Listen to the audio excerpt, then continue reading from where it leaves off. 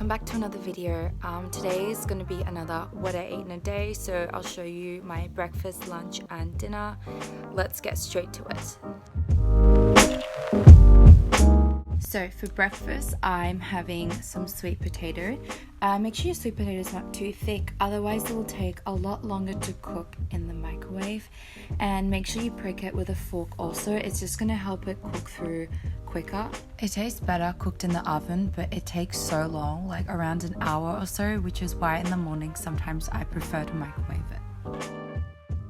So microwave it on high for 5 minutes, flipping it over at halfway. If it's still a little bit undercooked in places, just microwave it again for another minute or so. Then I cut open the sweet potato and I added in some mixed frozen berries, some crunchy peanut butter, and some coconut yogurt on top.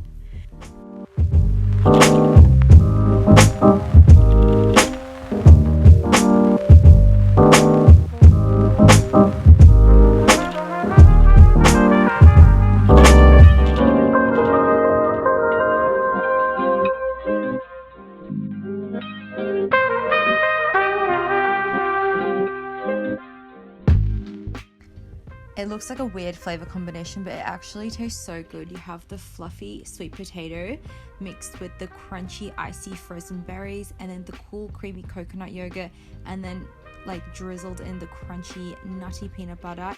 It's definitely one of my favorite breakfasts. It tastes even better when you bake it, but sometimes I'm just lazy in the morning and I don't want to wait like 45 minutes for the potato to cook. So then for lunch, I'm just peeling a bunch of potatoes and I'm chopping them up and boiling them until they're cooked. And also I grabbed a bunch of kale and massaged in some olive oil into the leaves. And then with some minced garlic, I just pan fried that until the garlic was fragrant. Then I added in some chopped mushrooms and also some spring onions. And for spices, I'm adding onion powder, some garlic granules, and salt. And you just want to pan fry this until it's crispy. It took about 10 minutes or so, and then once that was done, I put it to the side and then I half mashed the potatoes, so you don't want them to be fully mashed. I like it to have some chunky bits inside it.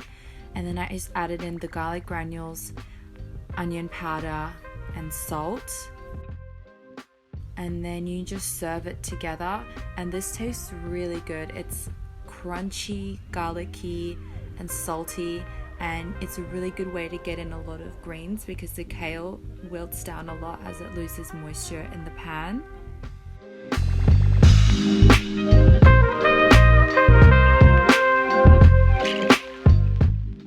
And I actually decided to add some nutritional yeast in for extra flavor and B vitamins. So for dinner, I'm just making pasta. So what I'm doing is I'm getting some more kale and I'm putting some olive oil on top and just massaging the olive oil into the leaves because you want all the bits of the kale to be coated in the oil.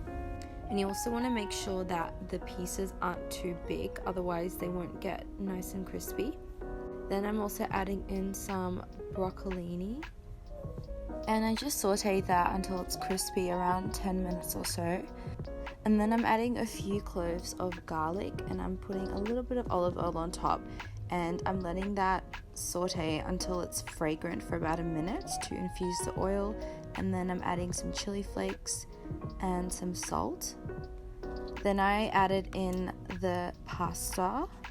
Sorry, I used spaghetti and I'm just drizzling a little bit more oil. If you didn't want to use as much oil, I would probably just use lemon juice or vegetable stock instead.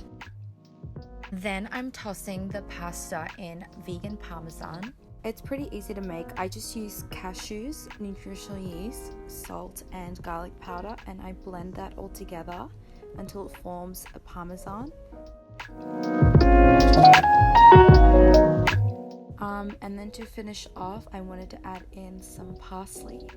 The combination of the olive oil and the crispy greens, and then the garlic and also the cheesy parmesan tasted so good. And you don't have to use spaghetti, obviously, you can use whatever pasta you want.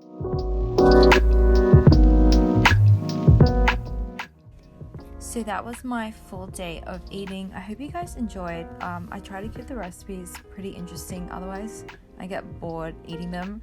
But yeah, I'll see you in the next video.